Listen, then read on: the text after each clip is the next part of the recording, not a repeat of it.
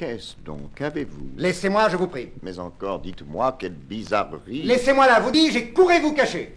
Mais on entend les gens au moins sans se fâcher. Moi, je veux me fâcher et ne veux point entendre. Dans vos brusques chagrins, je ne puis vous comprendre. Et quoi qu'ami, enfin, je suis tous les premiers. Moi, votre ami, rayez cela de vos papiers.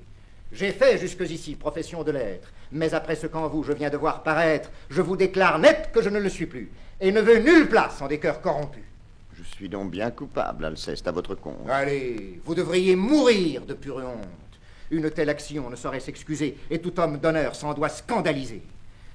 Je vous vois accabler un homme de caresses et témoigner pour lui les dernières tendresses, de protestations, d'offres et de serments, vous chargez la fureur de vos embrassements.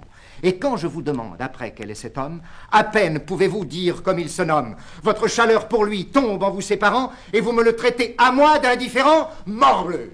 C'est une chose indigne, lâche, infâme, de s'abaisser ainsi jusqu'à trahir son âme.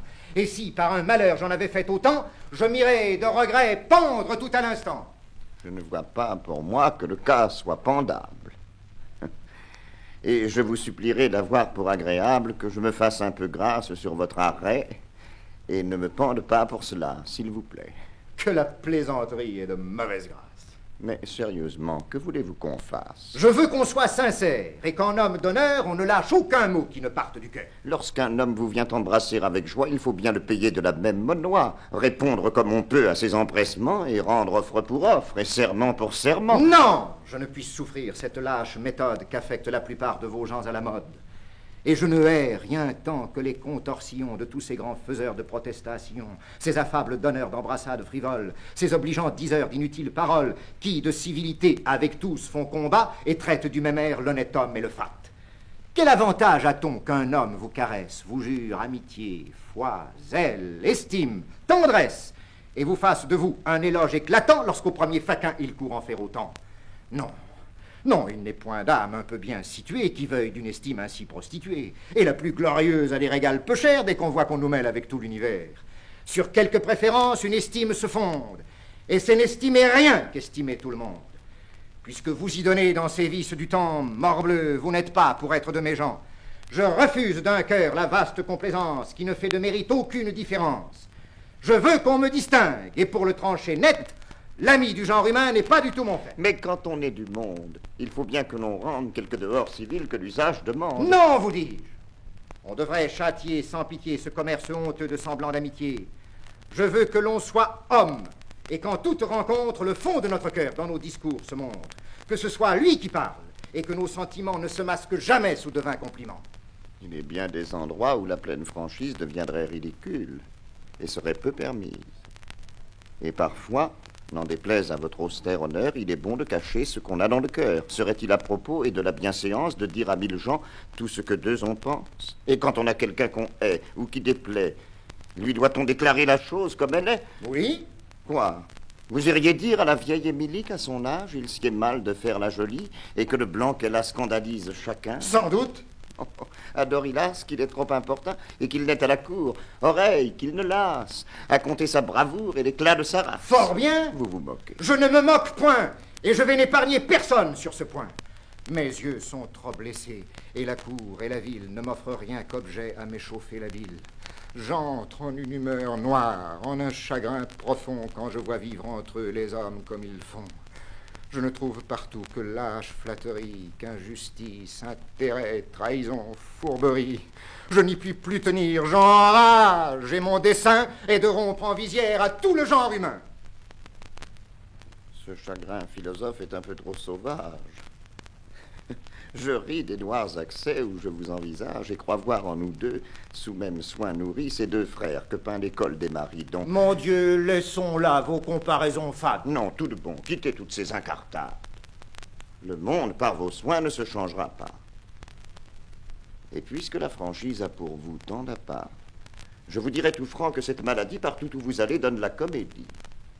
et qu'un si grand courroux contre les mœurs du temps vous tourne en ridicule auprès de bien des gens. Tant mieux, morbleu, tant mieux, c'est ce que je demande. Ce m'est un fort bon signe et ma joie en est grande. Tous les hommes me sont à tel point odieux que je serais fâché d'être sage à leurs yeux. Vous voulez un grand mal à la nature humaine. Oui, j'ai conçu pour elle une effroyable haine. Tous les pauvres mortels, sans nulle exception, seront enveloppés dans cette aversion. Encore en est-il bien dans le siècle où nous sommes. Non, elle est générale et je hais tous les hommes. Les uns parce qu'ils sont méchants et malfaisants, et les autres pour être aux méchants complaisants, et n'avoir pas pour eux ces haines vigoureuses que doit donner le vice aux âmes vertueuses. De cette complaisance, on voit l'injuste excès pour le franc scélérat avec qui j'ai procès. Au travers de son masque, on voit à plein le traître. Partout, il est connu pour tout ce qu'il peut être, et ses roulements d'yeux et son ton radouci n'imposent qu'à des gens qui ne sont point d'ici. On sait que ce pied plat, digne qu'on le confonde, par de sales emplois s'est poussé dans le monde, et que par eux, son sort, de splendeur revêtu, fait gronder le mérite et rougir la vertu. Quelques titres honteux qu'en tout lieu on lui donne, son misérable honneur ne voit pour lui personne. Nommez-le fourbe, infâme et scélérat maudit, tout le monde en convient, et nul n'y contredit. Cependant, sa grimace est partout bienvenue. On l'accueille, on lui rit, partout il s'insinue, et s'il est par la brigue un rang à disputer, sur le plus honnête homme on le voit l'emporter. Tête bleue, ce me sont de mortelles blessures de voir qu'avec le vice on garde des mesures. Et parfois il me prend des mouvements soudains de fuir dans un désert l'approche des humains. Mon Dieu, des mœurs du temps mettons-nous moins en peine. Et faisons un peu grâce à la nature humaine. Ne l'examinons point dans la grande rigueur. Et voyons ses défauts avec quelque douceur. Il faut parmi le monde une vertu traitable. À force de sagesse, on peut être blâmable. La parfaite raison fuit toute extrémité et veut que l'on soit sage avec sobriété. Cette grande roideur des vertus des vieux âges heurte trop notre siècle et les communs usages. Elle veut aux mortels trop de perfection. Il faut fléchir au temps sans obstination. Et c'est une folie à nulle autre seconde que vouloir se mêler de corriger le monde. J'observe comme vous 100 choses tous les jours qui pourraient mieux aller prenant un autre cours, mais quoiqu'à chaque pas je puisse voir paraître, en courroux, comme vous, on ne me voit point être. Je prends tout doucement les hommes comme ils sont. J'accoutume mon âme à souffrir ce qu'ils font, et je crois qu'à la cour, de même qu'à la ville, mon flegme est philosophe autant que votre bile. Mais ce flegme, monsieur qui raisonnez si bien, ce flegme pourra-t-il ne s'échauffer de rien? Et s'il faut par hasard qu'un ami vous trahisse, que pour avoir vos biens on dresse un artifice, ou qu'on tâche à semer de méchants bruits de vous, verrez-vous tout cela sans vous mettre en courroux? Oui, je vois ces défauts dont votre âme murmure comme vices unis à l'humaine nature. Et mon esprit, enfin, n'est pas plus offensé de voir un homme fourbe, injuste, intéressé, que de voir des vautours affamés de carnage, des singes malfaisants et des loups pleins de rage. Je me verrai trahir, mettre en pièces, voler, sans que je sois... Morbleu, je ne veux point parler tant ce raisonnement est plein d'impertinence. Ma foi, vous ferez bien de garder le silence. Contre votre parti, éclatez un peu moins et donnez au procès une part de vos soins. Je n'en donnerai point, c'est une chose dite. Mais qui voulez-vous donc qui pour vous sollicite? Qui je veux? La raison, mon bon droit, l'équité? Aucun juge par vous ne sera visité? Non. Est-ce que ma cause est injuste ou douteuse? J'en demeure d'accord, mais la brigue est fâcheuse et... Non, j'ai résolu de ne pas faire un pas. J'ai tort ou j'ai raison? Ne vous y fiez pas. Je ne remuerai point. Votre partie est forte et peut par sa cabale entraîner... Il n'importe. Vous vous tromperez. Soit. J'en veux voir le succès. Mais... J'aurai le plaisir de perdre mon procès. Mais enfin... Je verrai dans cette plaidoirie si les hommes auront assez d'effronterie, seront assez méchants, scélérats et pervers pour me faire injustice aux yeux de l'univers. Quel homme! Je voudrais, m'en coûta-t-il grand-chose, pour la beauté du fait, avoir perdu ma cause. On se rirait de vous, Alceste, tout de bon, si l'on vous entendait parler de la façon. Tant pis pour qui rirait. Mais cette rectitude, que vous voulez en tout avec exactitude, cette pleine droiture où vous vous renfermez, la trouvez-vous ici dans ce que vous aimez? Je m'étonne pour moi qu'étant, comme il me semble, vous et le genre humain, si fort brouillés ensemble, malgré tout ce qui peut vous le rendre odieux, vous ayez pris chez lui ce qui charme vos yeux. Et ce qui me surprend encore davantage, c'est cet étrange choix où votre cœur s'engage. La sincère Eliante a du penchant pour vous. La prude Arsinoé vous voit d'un œil fort doux. Cependant, à leurs vœux, votre âme se refuse, tandis qu'en ses liens, Célimène l'amuse, de qui l'humeur coquette et l'esprit médisant semblent si fort donnés dans les mœurs d'à présent. D'où vient que, leur portant une haine mortelle, vous pouvez bien souffrir ce qu'en tient cette belle. Ne sont-ce plus défauts dans un objet si doux? Ne les voyez-vous pas? Ou les excusez-vous? Non. L'amour que je sens pour cette jeune veuve ne ferme point mes yeux aux défauts qu'on lui treuve, et je suis, quelque ardeur qu'elle m'ait pu donner, le premier à les voir comme à les condamner. Mais, avec tout cela, quoi que je puisse faire, je confesse mon faible. Elle a l'art de me plaire. J'ai beau voir ses défauts et j'ai beau l'en blâmer, en dépit qu'on en ait, elle se fait aimer. Sa grâce est la plus forte. Et sans doute, ma flamme, de ses vices du temps pourra purger son âme. Si vous faites cela, vous ne ferez pas peu. Vous croyez être donc aimé d'elle? Oui, parbleu. Je ne l'aimerais pas si je ne croyais l'être. Mais si son amitié pour vous se fait paraître, d'où vient que vos rivaux vous causent de l'ennui? C'est qu'un cœur bien atteint veut qu'on soit tout à lui. Et je ne viens ici qu'à dessein de lui dire tout ce que là-dessus ma passion m'inspire. Pour moi, si je n'avais qu'à former des désirs, la cousine Eliante aurait tous mes soupirs. Son cœur qui vous estime est solide et sincère. Et ce choix plus conforme était mieux votre affaire. Il est vrai. Ma raison me le dit chaque jour. Mais la raison n'est pas ce qui règle l'amour. L'entretien des deux amis est brusquement interrompu par l'arrivée d'Oronte, l'un des rivaux d'Alceste pour le cœur de Célimène, avec beaucoup d'autres. Oronte multiplie les protestations d'amitié auprès d'Alceste, qui les repousse aussi poliment qu'il peut. L'amitié exige qu'on se connaisse davantage. Sans se rebuter, Oronte, qui se pique de poésie, insiste au contraire de façon très pressante pour soumettre à l'opinion d'Alceste un sonnet composé il y a quelques jours à peine. Monsieur, je suis mal propre à décider la chose. Veuillez m'en dispenser. Pourquoi? J'ai le défaut d'être un peu plus sincère en cela qu'il ne faut. C'est ce que je demande. Et j'aurais lieu de plainte si, m'exposant à vous pour me parler sans feinte, vous alliez me trahir et ne déguiser rien. Puisqu'il vous plaît ainsi, monsieur, je le veux bien. Sonnet. C'est un sonnet. L'espoir, c'est une dame qui, de quelque espérance, avait flatté ma flamme. L'espoir, ce ne sont point de ces grands vers pompeux, mais de petits vers doux, tendres et langoureux. Nous verrons bien. L'espoir, je ne sais si le style pourra vous en paraître assez net et facile, et si du choix des mots vous vous contenterez. Nous allons voir, monsieur. Au reste, vous saurez que je n'ai demeuré qu'un quart d'heure à le faire. Voyons, monsieur, le temps ne fait rien à l'affaire. L'espoir, il est vrai, nous soulage, et nous berce un temps notre ennui. Mais, Phyllis, le triste avantage, lorsque rien ne marche après lui. Je suis déjà charmé de ce petit morceau. Quoi, vous avez le front de trouver cela beau? Vous eûtes de la complaisance, mais vous en deviez moins avoir. Et ne vous pas mettre en dépense pour ne me donner que l'espoir. Ah, qu'en termes galants, ces choses-là sont mises. Mais quoi, vil complaisant, vous louez des sottises? S'il faut qu'une attente éternelle pousse à bout l'ardeur de mon zèle, le trépas sera mon recours.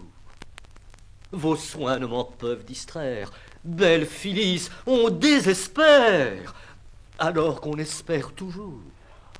La chute en est jolie, amoureuse, admirable. La peste de ta chute, empoisonneur au diable, en eussent-tu fait une à te casser le nez. Je n'ai jamais ouï de vers si bien tourné. Morbleu. Vous me flattez. Et vous croyez peut-être... Non, je ne flatte point. Et que fais-tu donc, traître? Mais pour vous, vous savez quel est notre traité. Parlez-moi, je vous prie, avec sincérité. Monsieur, cette matière est toujours délicate. Et sur le bel esprit, nous aimons qu'on nous flatte. Mais un jour, à quelqu'un dont je tairai le nom, je disais, en voyant des vers de sa façon, qu'il faut qu'un galant homme ait toujours grand empire sur les démangeaisons qui nous prennent d'écrire, qu'il doit tenir la bride aux grands empressements qu'on a de faire éclat de tels amusements, et que, par la chaleur de montrer ses ouvrages, on s'expose à jouer de mauvais personnages. Est-ce que vous voulez me déclarer par là que j'ai tort de vouloir... Je ne dis pas cela. Mais je lui disais, moi, qu'un froid écrit assomme, qu'il ne faut que ce faible à décrier un homme, et qu'eût-on, d'autre part, sans belle qualité, on regarde les gens par leur méchant côté. Est-ce qu'à mon sonnet, vous trouvez à redire? Je ne dis pas cela. Mais pour ne point écrire, je lui mettais aux yeux, comme dans notre temps, cette soif à gâter de fort honnêtes gens. Est-ce que j'écris mal et leur ressemblerais? Je ne dis pas cela. Mais enfin, lui disais-je, quel besoin si pressant avez-vous de rimer? Et qui diantre vous pousse à vous faire imprimer? Si l'on peut pardonner l'essor d'un mauvais livre, ce n'est qu'aux malheureux qui composent pour vivre. Croyez-moi, résistez à vos intentions, dérobez au public ses occupations, et n'allez point quitter de quoi que l'on vous somme le nom que dans la cour vous avez d'honnête homme, pour prendre de la main d'un avide imprimeur celui de ridicule et misérable auteur.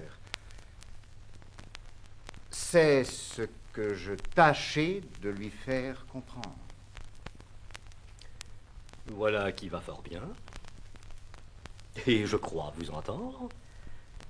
Mais ne puis-je savoir ce que dans mon sonnet... Franchement, il est bon à mettre au cabinet. Vous vous êtes réglé sur de méchants modèles et vos expressions ne sont point naturelles. Qu'est-ce que nous berce un temps notre ennui et que rien ne marche après lui? Que ne vous pas mettre en dépense pour ne me donner que l'espoir. Et que, Phyllis, on désespère alors qu'on espère toujours. Ce style figuré dont on fait vanité sort du bon caractère et de la vérité. Ce n'est que jeu de mots qu'affectation pure, et ce n'est point ainsi que parle la nature. Le méchant goût du siècle en cela me fait peur. Nos pères, tout grossiers, l'avaient beaucoup meilleur, et je prise bien moins tout ce que l'on admire qu'une vieille chanson que je m'en vais vous dire. Si le roi m'avait donné Paris, sa grande ville, et qu'il me fallut quitter l'amour de mamie, je dirais au roi Henri, reprenez votre Paris, j'aime mieux mamie au guet, j'aime mieux mamie. La rime n'est pas riche, et le style en est vieux. Mais ne voyez-vous pas que cela vaut bien mieux que ces colifichets dont le bon sens murmure et que la passion parle là toute pure? Si le roi m'avait donné Paris, sa grande ville, et qu'il me fallut quitter l'amour de mamie, je dirais au roi Henri, reprenez votre Paris, j'aime mieux mamie au guet, j'aime mieux mamie. Voilà ce que peut dire un cœur vraiment épris. Oui, monsieur le rieur, malgré vos beaux esprits, j'estime plus cela que la pompe fleurie de tous ces faux brillants où chacun se récrie. Et moi, je vous soutiens que mes vers sont fort bons. Pour les trouver ainsi, vous avez vos raisons, mais vous trouverez bon que j'en puisse avoir d'autres qui se dispenseront de se soumettre aux vôtres. Et il me suffit de voir que d'autres en font cas. C'est qu'ils ont l'art de feindre, et moi je ne l'ai pas. Croyez-vous donc avoir tant l'esprit en partage? Si je louais vos vers, j'en aurais davantage. Je me passerais bien que vous les approuviez. Il faut bien, s'il vous plaît, que vous vous en passiez. Je voudrais bien pourvoir que de votre manière, vous en composassiez sur la même matière. J'en pourrais, par malheur, faire d'aussi méchants, mais je me garderais de les montrer aux gens. Vous me parlez bien ferme. Mais c'est suffisant. Autre part que chez moi, cherchez qui vous ensemble. Mais mon petit monsieur, prenez-le un peu moins haut. Ma foi, mon grand monsieur, je le prends comme il faut. Eh, messieurs, c'en est trop. Et c'est cela de grave. Ah, j'ai tort, je l'avoue. Je quitte la place. Je suis votre valet, monsieur, de tout mon cœur. Et moi, je suis monsieur, votre humble serviteur. Eh bien, vous le voyez, Pour être trop sincère, vous voilà sur les bras une fâcheuse affaire. Et j'ai bien vu qu'Oronte, afin d'être flatté... Ne me parlez pas. Mais... Plus de société. C'est trop. Laissez-moi là. Si, je... Point de langage. Mais quoi? Je n'entends rien. Mais... Encore? On outrage. Ah, parbleu, c'en est trop. Ne suivez point nulle part. Vous vous moquez de moi. Je ne vous quitte pas.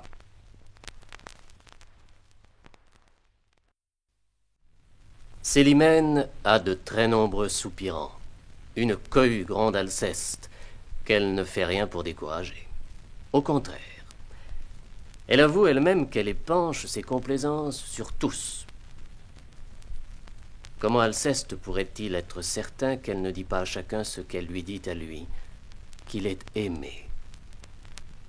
Alceste veut Célimène tout à lui.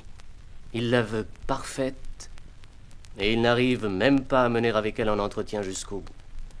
Son salon est si accueillant.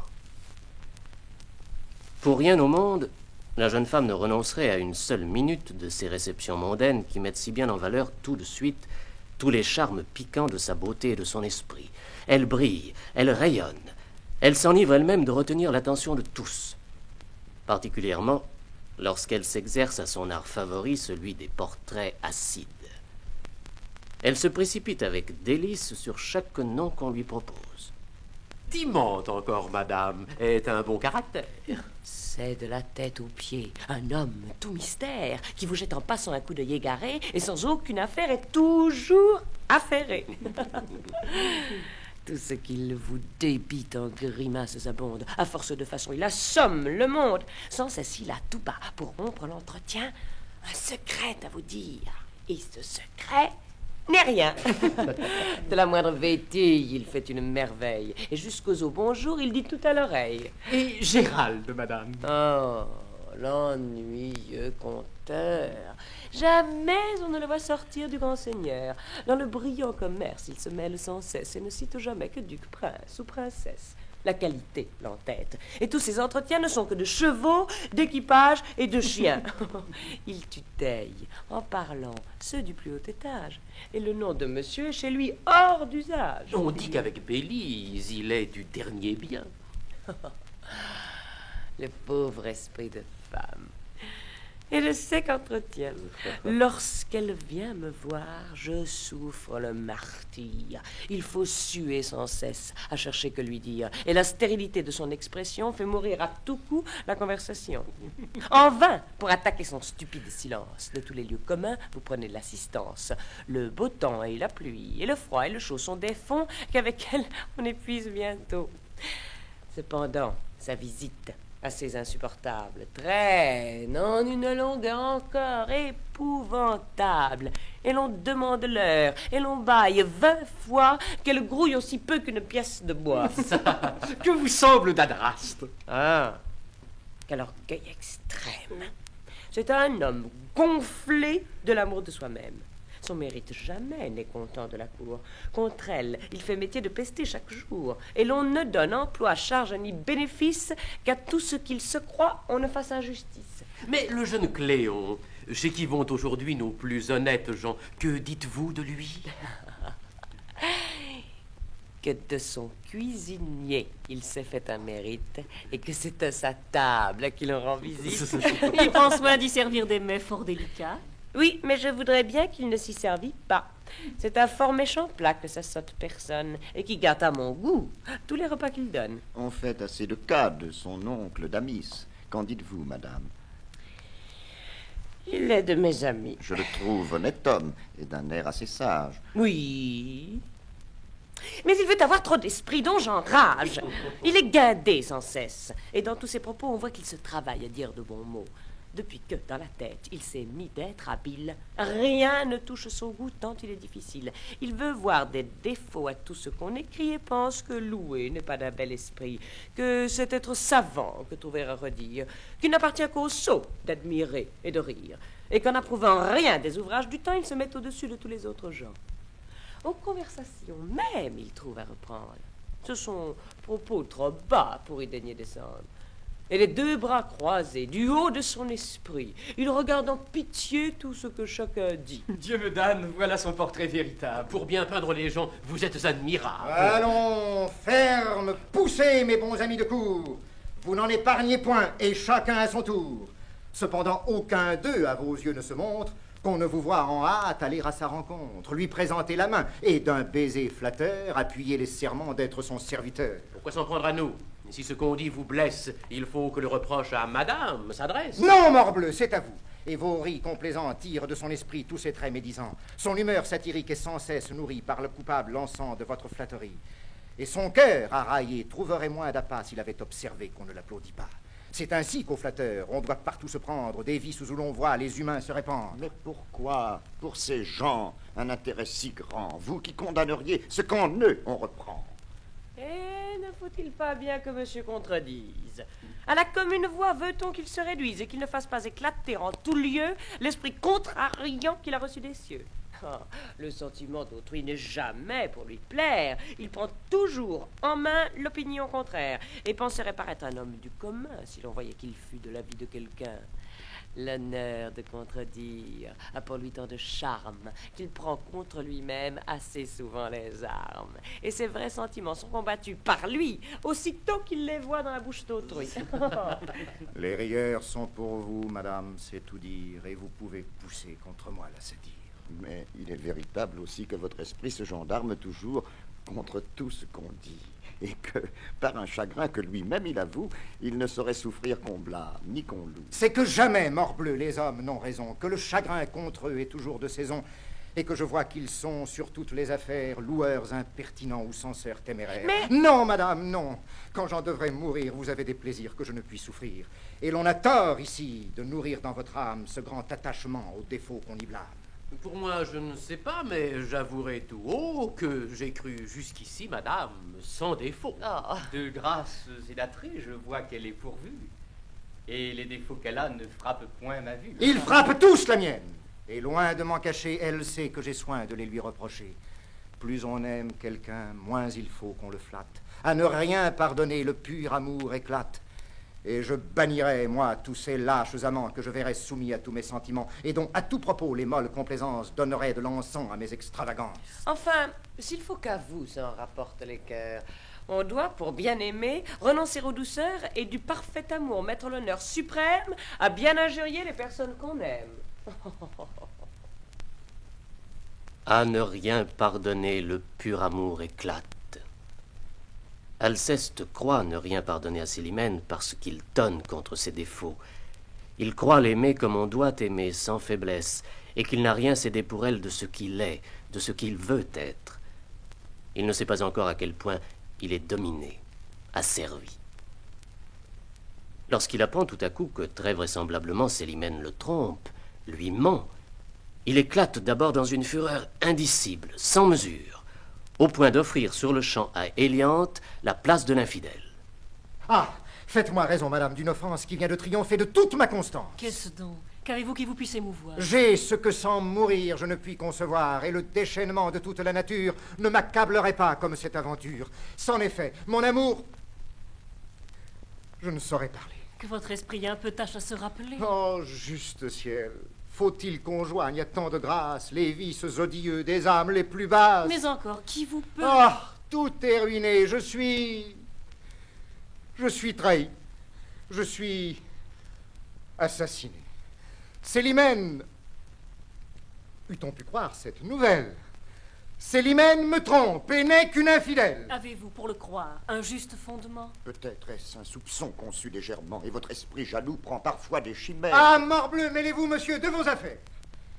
C'est de sa trahison n'être que trop certain que l'avoir dans ma poche écrite de sa main. Oui, madame, une lettre écrite pour Oronte a produit à mes yeux ma disgrâce et sa honte. Oronte, dont j'ai cru qu'elle fuyait les soins, et que de mes rivaux je redoutais le moins. Une lettre peut bien tromper par l'apparence, et n'est pas quelquefois si coupable qu'on pense. Monsieur, encore un coup, laissez-moi s'il vous plaît, et ne prenez souci que de votre intérêt. Vous devez modérer vos transports, et l'outrage... Madame, c'est à vous qu'appartient cet ouvrage. C'est à vous que mon cœur a recours aujourd'hui pour pouvoir s'affranchir de son cuisant ennui. Vengez-moi d'une ingrate et perfide parente qui trahit lâchement une ardeur si constante. Vengez-moi de ce trait qui doit vous faire horreur. Moi? Vous venger? Comment? En recevant mon cœur. Acceptez-le, madame, au lieu de l'infidèle. C'est par là que je puis prendre vengeance d'elle. Et je la veux punir par les sincères vœux, par le profond amour, les soins respectueux, les devoirs empressés et l'assidu service dont ce cœur va vous faire un ardent sacrifice. Je compatis sans doute à ce que vous souffrez et ne méprise point le cœur que vous m'offrez. Mais peut-être le mal n'est pas si grand qu'on pense, et vous pourrez quitter ce désir de vengeance. Lorsque l'injure part d'un objet plein d'appât, on fait force dessein qu'on n'exécute pas. On a beau voir pour rompre une raison puissante, une coupable aimée est bientôt innocente. Tout le mal qu'on lui veut se dissipe aisément. Et l'on sait ce que c'est qu'un courroux d'un amant. Non, non, madame, non, l'offense est trop mortelle. Il n'est point de retour et je romps avec elle. Rien ne saurait changer le dessein que j'en fais, et je me punirai de l'estimer jamais. La voici. Mon courroux redouble à cette approche. Je vais, de sa noirceur, lui faire un vif reproche, pleinement la confondre, et vous porter après un cœur tout dégagé de ses trompeurs attraits. Ô ciel! De mes transports, puis-je être ici le maître? Ouais. Quel est dans le trouble où je vous vois paraître, et que me veulent dire, et ces soupirs poussés, et ces sombres regards que sur moi vous lancez? Que toutes les horreurs dont une âme est capable à vos déloyautés n'ont rien de comparable. Que le sort, les démons et le ciel en courroux n'ont jamais rien produit d'aussi méchant que vous. Voilà certainement des douceurs que j'admire. Ah, ne plaisantez point! Il n'est pas temps de rire. Rougissez bien, plutôt, vous en avez raison, et j'ai de sûrs témoins de votre trahison. Oui, oui, redoutez tout après un tel outrage. Je ne suis plus à moi, je suis tout à la rage. Percé du coup mortel dont vous m'assassinez, mes sens par la raison ne sont plus gouvernés. Je cède au mouvement d'une juste colère, et je ne réponds pas de ce que je puis faire. D'où vient donc, je vous prie, un tel emportement? Avez-vous, dites-moi, perdu le jugement? Oui, oui, je l'ai perdu lorsque dans votre vue, j'ai pris pour mon malheur le poison qui me tue et que j'ai cru trouver quelque sincérité dans les traîtres appâts dont je fus enchanté. De quelle trahison pouvez-vous donc vous plaindre? Ah, que ce cœur est double et c'est bien l'art de feindre. Mais pour le mettre à bout, j'ai des moyens tout prêts. Jetez ici les yeux et connaissez vos traits. Ce billet découvert suffit pour vous confondre. Et contre ce témoin, on n'a rien à répondre. Voilà donc le sujet qui vous trouble l'esprit. Vous ne rougissez pas en voyant cet écrit? Et par quelle raison faut-il que j'en rougisse? Quoi, vous joignez ici l'audace à l'artifice? Le désavouerez-vous pour n'avoir point de sein? Pourquoi désavouer un billet de ma main? Et vous pouvez le voir sans demeurer confuse du crime dont vers moi son style vous accuse? Vous êtes sans mentir un grand extravagant. Quoi, vous bravez ainsi ce témoin convaincant? Et ce qu'il m'a fait voir de douceur pour Oronte n'a donc rien qui m'outrage et qui vous fasse honte? Oronte, qui vous dit que la lettre est pour lui? Les gens qui, dans mes mains, l'ont remise aujourd'hui. Mais je veux consentir qu'elle soit pour un autre. Mon cœur en a-t-il moins à se plaindre du vôtre et serez-vous vers moi moins coupable, en effet? Mais si c'est une femme à qui va ce billet, en quoi vous blesse-t-il et qu'a-t-il de coupable? Ah, le détour est bon et l'excuse admirable. Je ne m'attendais pas, je l'avoue, à ce trait. Et me voilà par là convaincu tout à fait. Osez-vous recourir à ces ruses grossières et croyez-vous les gens si privés de lumière? Voyons un peu par quel biais, de quel air vous voulez soutenir un mensonge si clair et comment vous pourrez tourner pour une femme tous les mots d'un billet qui montre tant de flammes. Ajustez pour couvrir un manquement de foi ce que je m'envélis. Il ne me plaît pas, moi. Je vous trouve plaisant d'user d'un tel empire et de me dire au nez ce que vous m'osez dire. Non, non, sans s'emporter, prenez un peu souci de me justifier les termes que voici. Non, je n'en veux rien faire, et dans cette occurrence, tout ce que vous croirez m'est de peu d'importance. De grâce, montrez-moi, je serai satisfait, qu'on peut pour une femme expliquer ce billet. Non, il est pour Oronte, et je veux qu'on le croie. Je reçois tous ses soins avec beaucoup de joie. J'admire ce qu'il dit, j'estime ce qu'il est, et je tombe d'accord de tout ce qu'il vous plaît. Faites, prenez parti, que rien ne vous arrête, et ne me rompez pas davantage la tête. Ciel, rien de plus cruel peut-il être inventé, et jamais cœur fut-il de la sorte traité. Quoi, d'un juste courroux je suis ému contre elle, c'est moi qui me viens plaindre, et c'est moi qu'on querelle. On pousse ma douleur et mes soupçons à bout. On me laisse tout croire, on fait gloire de tout. Et cependant mon cœur est encore assez lâche pour ne pouvoir briser la chaîne qui l'attache et pour ne pas s'armer d'un généreux mépris contre l'ingrat objet dont il est trop épris. Ah, que vous savez bien ici contre moi-même, perfide, vous servir de ma faiblesse extrême et ménager pour vous l'excès prodigieux de ce fatal amour né de vos traîtres yeux. Défendez-vous au moins d'un crime qui m'accable et cessez d'affecter d'être envers moi coupable. Rendez-moi, s'il se peut, ce billet innocent. À vous prêter les mains, ma tendresse consent. Efforcez-vous ici de paraître fidèle, et je m'efforcerai, moi, de vous croire tel. Allez, vous êtes fou dans vos transports jaloux, et ne méritez pas l'amour qu'on a pour vous. Je voudrais bien savoir qui pourrait me contraindre à descendre pour vous aux bassesses de feindre, et pourquoi, si mon cœur penchait d'autre côté, je ne le dirais pas avec sincérité. Quoi? De mes sentiments, l'obligeante assurance contre tous vos soupçons ne prend pas ma défense. Auprès d'un tel garant, sont-ils de quelque poids? N'est-ce pas m'outrager que d'écouter leur voix? Et puisque notre cœur fait un effort extrême, lorsqu'il peut se résoudre à confesser qu'il aime, puisque l'honneur du sexe, ennemi de nos feux, s'oppose fortement à de pareils aveux, l'amant, qui voit pour lui franchir un tel obstacle, doit-il impunément douter de cet oracle? Et n'est-il pas coupable en ne s'assurant pas, à ce qu'on ne dit point, qu'après de grands combats... Allez, de tels soupçons méritent ma colère et vous ne valez pas que l'on vous considère. Je suis sotte, et veux mal à ma simplicité de conserver encore pour vous quelque bonté. Je devrais autre part attacher mon estime, et vous faire un sujet de plainte légitime. Ah, traîtresse, mon faible est étrange pour vous. Vous me trompez sans doute avec des mots si doux. Mais il n'importe, il faut suivre ma destinée. À votre foi, mon âme est tout abandonnée.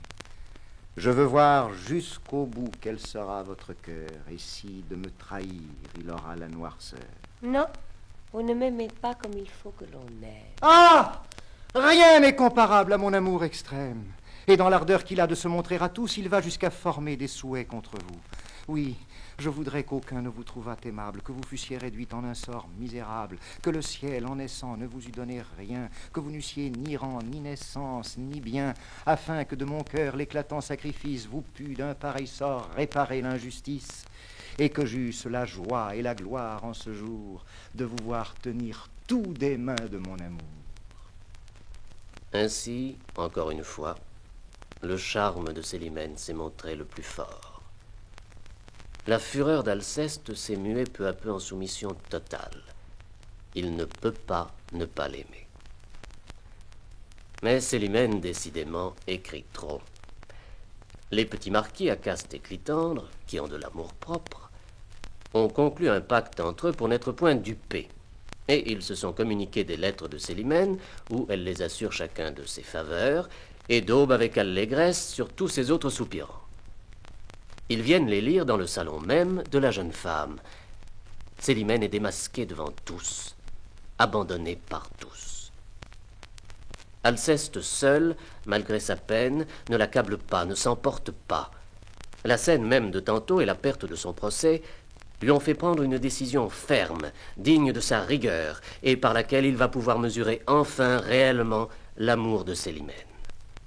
Même maintenant, devant l'aveu de ses mensonges, malgré lui, sa tendresse demeure. Il espère encore en elle.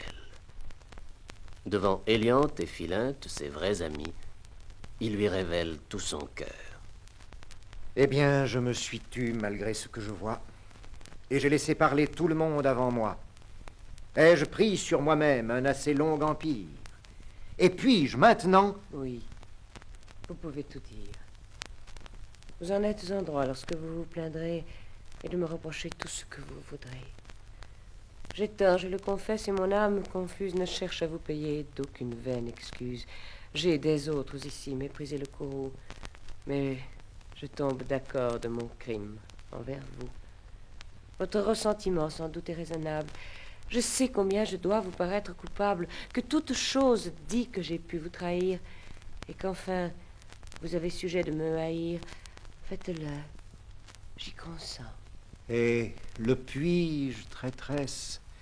Puis-je ainsi triompher de toute ma tendresse? Et quoiqu'avec ardeur je veuille vous haïr, trouvais-je un cœur en moi tout prêt à m'obéir? Vous voyez ce que peut une indigne tendresse, et je vous fais tous deux témoins de ma faiblesse. Mais à vous dire vrai, ce n'est pas encore tout, et vous allez me voir la pousser jusqu'au bout. Montrer que c'est à tort que sage on nous nomme, et que dans tous les cœurs il est toujours de l'homme. Oui, je veux bien, perfide, oublier vos forfaits. J'en saurai dans mon âme excuser tous les traits, et me les couvrirai du nom d'une faiblesse où le vice du temps porte votre jeunesse, pourvu que votre cœur veuille donner les mains au dessein que je fais de fuir tous les humains, et que dans mon désert où j'ai fait vœu de vivre, vous soyez sans tarder résolus à me suivre. C'est par là seulement que dans tous les esprits, vous pouvez réparer le mal de vos écrits, et qu'après cet éclat qu'un noble cœur abhorre, il peut m'être permis de vous aimer encore. Moi, renoncer au monde avant que de vieillir, et dans votre désert aller m'ensevelir? Et s'il faut qu'à mes vœux votre flamme réponde, que doit vous importer tout le reste du monde? Vos désirs avec moi ne sont-ils pas contents? La solitude effraie une âme de 20 ans. Je ne sens point la mienne assez grande, assez forte pour me résoudre à prendre un dessein de la sorte. Si le don de ma main peut contenter vos vœux, je pourrais me résoudre à serrer de tels nœuds, Elimène. Non. Mon cœur à présent vous déteste. Et ce refus, lui seul, fait plus que tout le reste, puisque vous n'êtes point en des liens si doux pour trouver tout en moi comme moi tout en vous. Allez, je vous refuse, et ce sensible outrage de vos indignes fers pour jamais me dégage. Célimène s'en va, sans un mot, comprenant en effet que tout est fini. Mais Alceste, cette fois, ne se tournera pas non plus vers Éliante, malgré l'estime réciproque où ils se tiennent. Madame, sans vertu orne votre beauté, et je n'ai vu qu'en vous de la sincérité. De vous, depuis longtemps, je fais un cas extrême. Mais laissez-moi toujours vous estimer de même, et souffrez que mon cœur, dans ces troubles divers, ne se présente point à l'honneur de vos fers. Je m'en sens trop indigne, et commence à connaître que le ciel, pour ce nœud, ne m'avait point fait naître, que ce serait pour vous un hommage trop bas que le rebut d'un cœur qui ne vous valait pas. Et qu'enfin... Vous pouvez suivre cette pensée. Ma main de se donner n'est pas embarrassée. Et voilà votre ami, sans trop m'inquiéter, qui, si je l'en priais, la pourrait accepter. Ah, cet honneur, madame, est toute mon envie. Et j'y sacrifierai, et mon sang et ma vie. Puissiez-vous, pour goûter de vrai contentement, l'un pour l'autre, à jamais garder ses sentiments.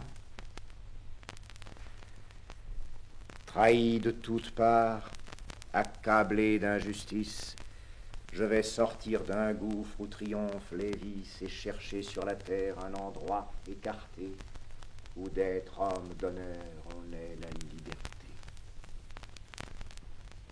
Allons, madame, allons employer toute chose pour rompre le dessein que son cœur se propose.